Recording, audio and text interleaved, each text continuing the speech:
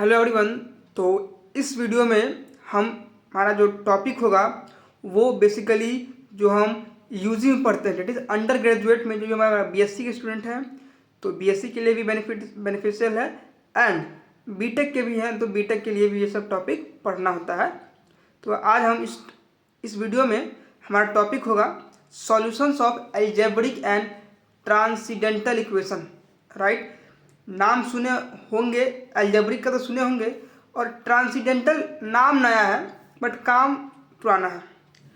ठीक है, सिर्फ नाम थोड़ा इस बार सुने होंगे अगर आप बीटेक में हैं या फिर बीएससी कर रहे हैं मैथमेटिक्स में, तो ट्रांसेंडेंटल नाम नया नया सुने होंगे। ठीक है, लेकिन समझाएंगे कि अलजेब्रिक इक्वेशन कहते किसको है और ट्रांसेंडेंटल इक्वेशन किसको कहते हैं, सारे को हम अलग अलग करके एक्सप्लेन करेंगे।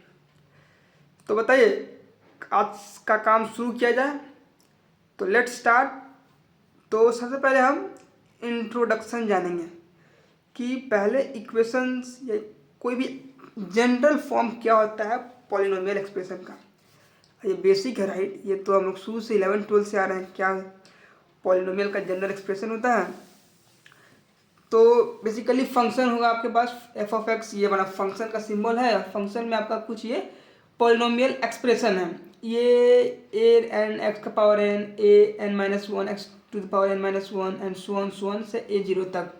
और जितने भी ए हैं a n minus one, a n minus two से ए जीरो तक, ये सभी क्या है, कांस्टेंट है और ये रियल नंबर में आते हैं। कांस्टेंट रियल नंबर है। ठीक है, तो ये आपका जनरल पॉलिनोमियल एक्सप्रेशन है और इसका फॉर्म आप देख ही रहे हैं। ये हमारा जो है पॉलिनोमियल का जो जनरल फॉर्म यही होता है और इसमें जो कांस्टेंट है वो बेसिकली वो रियल नंबर होते हैं। तो बेसिकली सिंपल इंट्रोडक्शन स्टार्ट किए थे हम पॉलिनोमियल एक्सप्रेशन से, और इसमें जो भी हमारा पॉलिनोमियल है एफ ऑफ एक्स है और f of x is equal to zero कर दें। जैसे लेट्स से यहाँ पे जो हमारा पॉलिनोमियल है द गिवन पॉलिनोमियल, ठीक है, अगर हमारा जो द पॉलिनोमियल मान लीजिए एफ ऑफ एक्स ये दिया हुआ है, if f of x is equal to zero हो जाए, जैसे ही एक्स का कोई वैल्यू पुट करे इसमें और पुट करने से हमारा ये पूरा वैल्यू जीरो हो जाए तो उसको हम कहेंगे अलजेब्रिक इक्वेशन। ठीक है, the polynomial of f of x is equal to 0 is called an algebraic equation। इसको हम algebraic equation कहेंगे।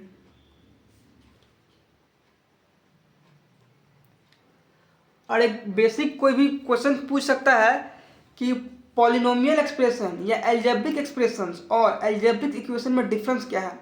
तो हमारा जो जनरल फॉर्म होता है एफ ऑफ फंक्शन करके कोई भी जो फॉर्म है वो हमारा पॉलिनोमियल एक्सप्रेशन हो जाएगा, और जैसे ही function is equal to zero हो जाएगा तो हमारा अलजेब्रिक इक्वेशन कहलाता है।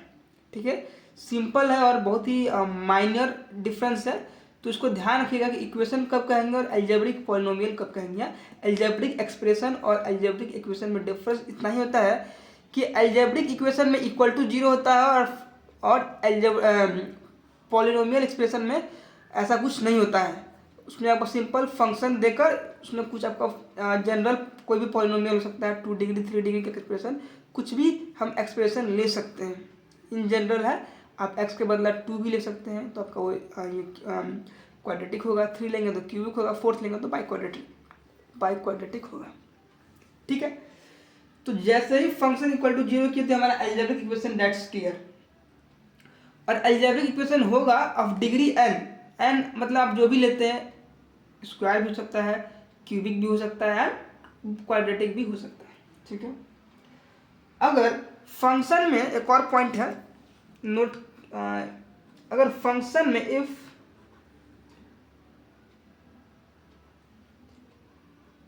Function contain some trigonometric function, if function contains some trigonometric function, तो उस फंक्शन को हम कहेंगे उस फंक्शन को बेसिकली देखिए ट्रिग्नोमेट्रिक फंक्शन भी होगा, लोगैरिथमिक फंक्शन भी होगा end of course exponential function भी होगा। फंक्शन, ठीक है, उस फंक्शन को हम बेसिकली हम क्या कहते हैं, ट्रांसीडेंटल कहते हैं, ट्रांसीडेंटल एक्सप्रेशन कह सकते हैं।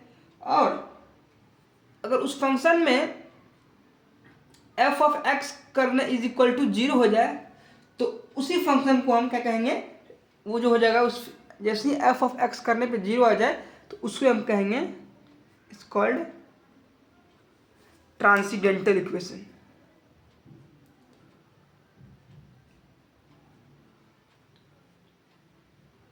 ठीक है, तो आपको क्वेश्चन में रूट फाइंड करने के लिए दे सकता है, कभी वो आपका अलजेब्रिक इक्वेशन होगा और कभी वो ट्रांसीडेंटल इक्वेशन होगा। Suppose sine x cos x plus x square plus 3 sine x is equal to 0, ऐसे इस तरह का कुछ भी एक्सप्रेशन हो तो उसको हम ट्रांसीडेंटल इक्वेशंस कहते हैं। ठीक है, तो पता यहाँ तक क्लियर है, बेसिक था, अभी कुछ ज़्यादा हाई फाई नहीं कर रहा है। नाउ एक टर्म और आता है, उसको हम रूट कहते हैं। अब यहाँ पर रूट का क्या सीन है, तो काफ़ी सिंपल है। रूट मतलब हुआ कि किसी भी फंक्शन का वह वैल्यू, किसी भी फंक्शन का वो एक्स का वह वैल्यू, वह कांस्टेंट जिसको पुट करने से हमारा फंक्शन जो है इज इक्वल टू 0 हो जाए, वही आपका रूट ऑफ फंक्शन कहलाएगा। तो इसी को हम चलिए शब्दों में लिख देते हैं, तो the value alpha of x which satisfy f of x is equal to 0 is called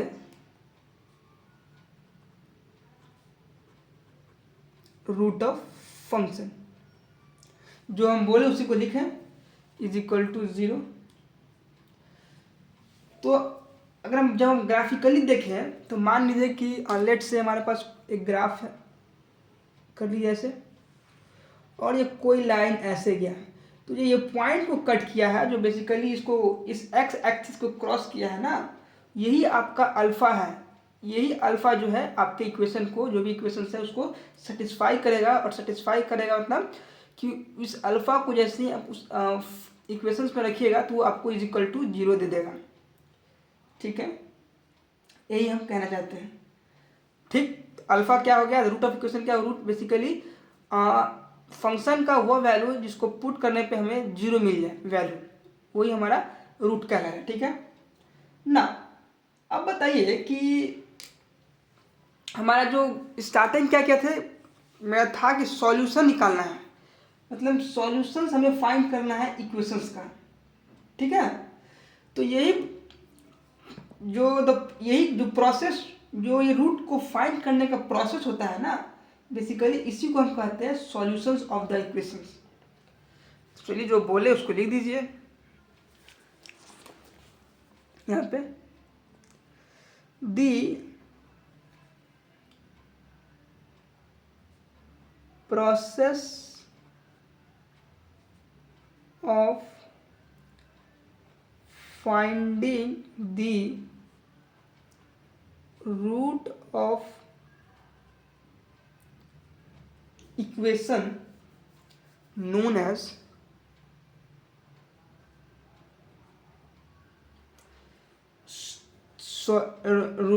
finding the root of equations known as solutions of that equation।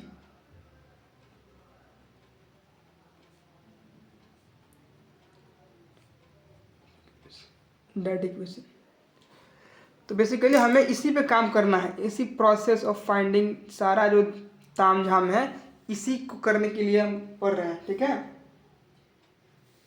बताइए यहाँ तक क्लियर। तो यहाँ पे देख रहे हैं जो रूट को फाइंड करने का जो तामझाम है, वो तामझाम कहाँ से बढ़ जाता है। अगर सिंपली आपके पास कोई फंक्शन क्वाड्रेटिक हो, क्यूबिक हो, बाई क्वाड्रेटिक एक्सप्रेशन हो, उसका एल्जेब्रिक सॉल्यूशन जो होता है अवेलेबल है हमारे पास। एंड हम लोग शुरू से ही मतलब अपने 11th-12th से ही उसको फाइंड करने का मेथड हमें पता है कि नहीं। और हम लोग फाइंड करते आ रहे हैं तभी यहाँ पहुँचे हैं। आज हम यूजी है अंडर ग्रेजुएट में पढ़ाई कर रहे हैं, तो ये सब काम तो हमें पता है। लेकिन दिक्कत वहाँ पे आ जाता है जहाँ पे आपको हायर डिग्री मिल जाए और ट्रांसीडेंटल इक्वेशन आ जाए जिसका कोई डायरेक्ट मेथड नहीं है रूट को फाइंड करने का, या कोई डायरेक्ट मेथड एग्जिस्ट ही नहीं करता है उस रूट को फाइंड करने का। तो उस तरह के इक्वेशंस को जो है हम सॉल्व करते हैं बाय द अप्रॉक्सीमेट मेथड। ठीक है, किससे? बाय द अप्रॉक्सीमेट मेथड से हम उस इक्वेशंस के रूट को फाइंड करते हैं जिसका डिग्री हायर हो, लाइक 5th, 6th, 7th, इस तरह से। ठीक है, तो जो हम बोले इसको भी लिख देते हैं। इस बात को ध्यान रखिएगा कब क्यों हमें ज़रूरत पड़ा और कहाँ से इस प्रोसेस को यूज करते हैं ये। तो चलिए लिखते हैं। तो हम जो बोले लिखते हैं, मान लीजिए कि जैसे हम बोले कि कोई फंक्शन अगर है, अगर वो फंक्शन क्वाड्रेटिक है तब तो निकल जाएगा। फंक्शन इज अ क्वाड्रेटिक, इसको अच्छे से लिख दीजिए, फंक्शन इज अ क्वाड्रेटिक, तब तो काम आसान है। क्यूबिक भी है तो भी आसान है। एंड हाँ, बाई क्वाड्रेटिक है तब तक तो हम डायरेक्ट निकाल लेते हैं इसका रूट। बाई क्वाड्रेटिक एक्सप्रेशन है, expression if f of x is a quadratic cubic by quadratic expressions, तो इस केस में we know we have method, sorry we have direct method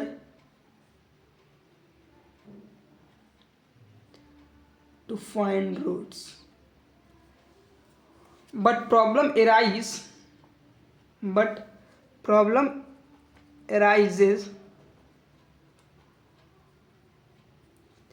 when we want to find roots of polynomial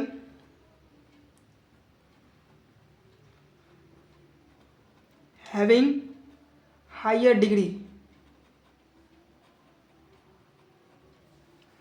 okay, problem यहाँ arise होता है, तो उसी problem को समाधान करते हैं यहीं पे आके।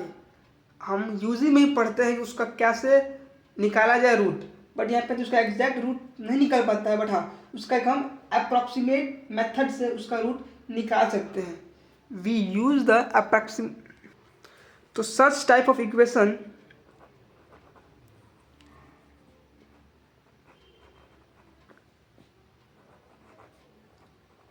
इक्वेशंस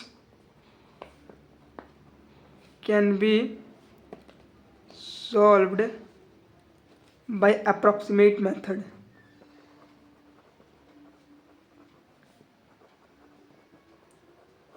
ओके, यहाँ तक क्लियर है। Now we are going to study about the basic properties of equation. कुछ बेसिक प्रॉपर्टीज है इक्वेशंस को, तो सॉल्यूशंस फाइंड करने से पहले हम इस प्रॉपर्टीज को ध्यान में रखना होगा।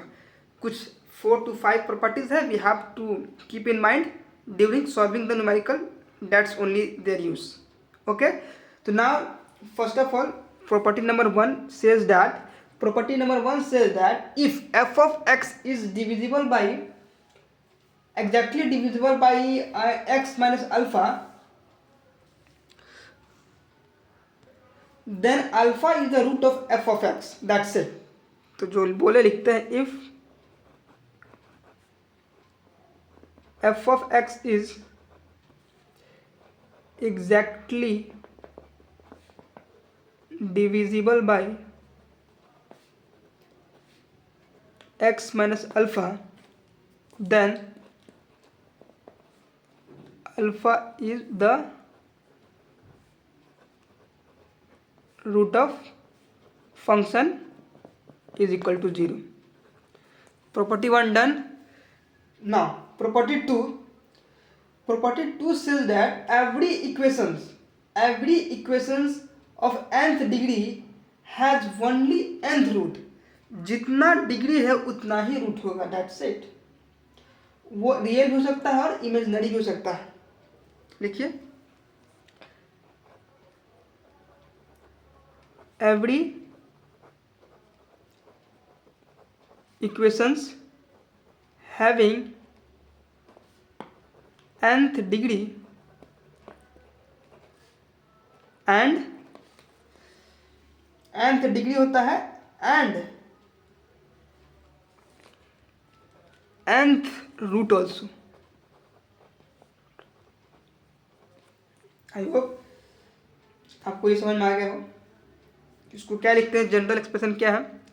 सपोज एफ ऑफ एक्स, अब इसका रूट लिख रहे हैं तो मान लीजिए एक्स माइनस अल्फ़ा 1, ये आपका एक रूट हो जाएगा.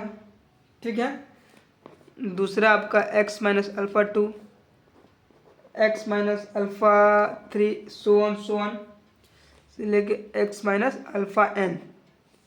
एक कांस्टेंट आपका आउटसाइड रहेगा. ठीक है.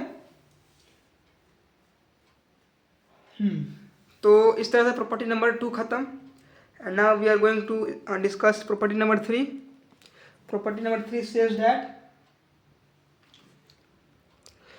It is a intermediate value property. Right. अगर फंक्शन किसी इंटरवल में कंटिन्यूअस है, ठीक है, तो उस केस में जो हमारा दो पॉइंट्स है F of A and F of B, जिसका sign F of A positive हो सकता है या एफ ऑफ बी नेगेटिव हो सकता है, या फिर एफ ऑफ बी पॉजिटिव होगा एफ ऑफ ए नेगेटिव होगा. उस केस में अगर हमारा एफ ऑफ एक्स 0 होता है तो उसमें सिर्फ हमारा कोई एक रूट जो होगा ए और बी में, जो कि हमारे इक्वेशन को सेटिस्फाई करेगा, एक ही रूट होगा. यही है इंटरमीडिएट वैल्यू प्रॉपर्टी. और कहता है कि अगर फंक्शन कंटिन्यूअस है इंटरवल में, तो जो चेक करेंगे हम फंक्शन को, एक बार एफ ऑफ ए लेंगे, एक बार एफ ऑफ बी लेंगे. एफ ऑफ ए पे अगर पॉजिटिव आ गया, एफ ऑफ बी पे नेगेटिव आ गया, उस केस में हमारा रूट जो होगा वो ए और बी के बीच में होगा. That's it. यही कहता है. Now we move to the property number 4, that is in equations with a real coefficient. तो इसको एक्सप्लेन करते हैं. Now property number 4 says that कि अगर कोई इक्वेशंस है और उस इक्वेशन में हमारा जो रूट्स है वो रियल कोएफिशिएंट है और इमेजिनरी है, वो भी कंजुगेट पेयर में. दैट इज अगर एक अल्फ़ा प्लस आयोटा बीटा है तो दूसरा अल्फ़ा माइनस आयोटा बीटा है, तो उस केस में जो हमारा अल्फ़ा माइनस आयोटा बीटा जो होगा वो भी हमारा रूट होगा. अल्फ़ा प्लस आयोटा बीटा तो रूट है ही, लेकिन ये कंजुगेट पेयर में आता है उसका रूट, तो alpha minus iota beta must be roots. This is your property 4. तो जो भी कॉन्सेप्ट था, इंट्रोडक्शन पार्ट था, हम यहाँ पे आपके सामने डिस्कस कर दिए हैं. अब चलिए इसका कुछ न्यूमेरिकल करते हैं फॉर सेक ऑफ प्रैक्टिस. तो we have one examples and in this example we have to solve this equations. 3x³ minus 4x² plus x plus 88 is equal to 0, जिसमें से आपको वन रूट दिया हुआ है.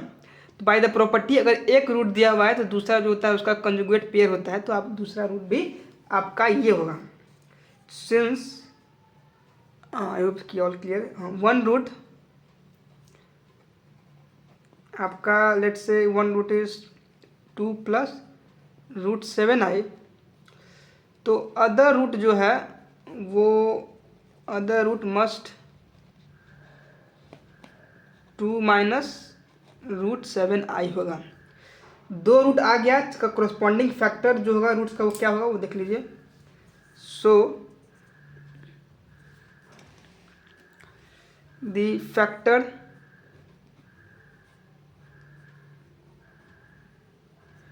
corresponding to this root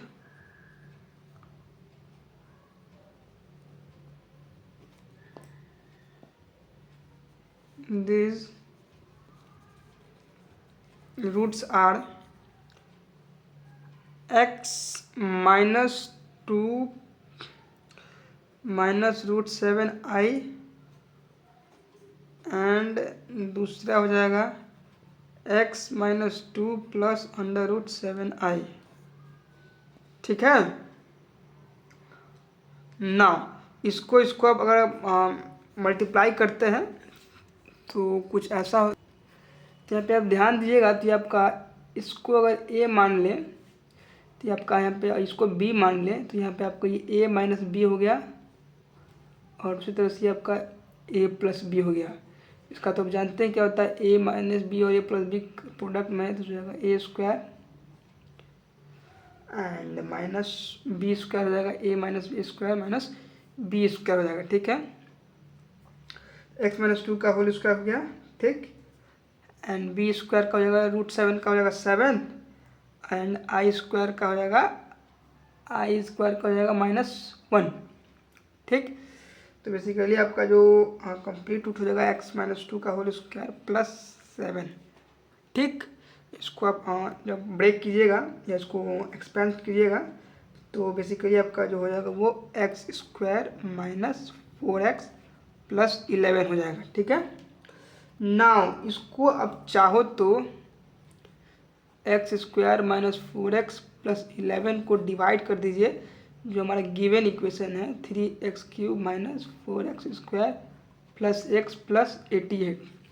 ठीक है, तो अब अगर इसको चाहो अगर 3x से इसको मल्टीप्लाई कर दें तो ये हो जाएगा आपका 3x³ हो जाएगा 12x स्क्वायर। ठीक है, अब plus 33x minus plus minus ये हो जाएगा 8x स्क्वायर, ये हो जाएगा 32x minus 32x plus 88। All good. अब इसमें प्लस 8, अब 8 से इसको कर दीजिए मल्टीप्लाई सम में, तो हो जाएगा 8x square minus 32x plus 88 minus plus minus all cancel 0। तो ये आपका कोसेंट आ गया। ठीक है, तो आपका 3x plus 8 as a quotient है। ठीक है, नाउ इसको आप 0 जब करते हैं 3x प्लस 8 को 0 कीजिएगा तो x का क्या रूट हो जाएगा, तो x का बेसिकली जो रूट हो जाएगा 3x का 3x, ये चला जाएगा इधर -8, x इज इक्वल टू -8/3।